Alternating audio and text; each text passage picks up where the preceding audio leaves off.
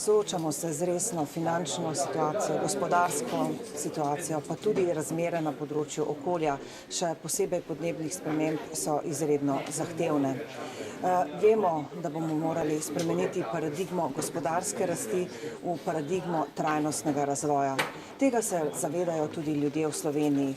Po zadnji raziskavi Eurobarometra jih namreč kar 67% meni, da so podnebne spremembe eden izmed najbolj resnih problemov, s katerim se soočamo. Odgovor je trajnostni razvoj, ki je tudi osnova programa Slovenske demokratske stranke za naš razvoj po letu 2012.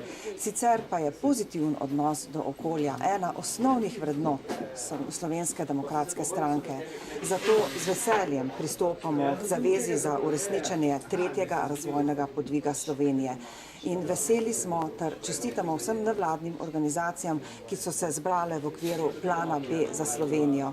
Menimo, da je ta pobuda zelo pozitivna, saj stranke opozarja na to, kako pomemben je trajnostni razvoj, in tudi mi v okviru SDS bomo še enkrat pregledali svoj program in preverili, ali morda še kakšen ukrep v tej smeri manjka in ga bomo dodali.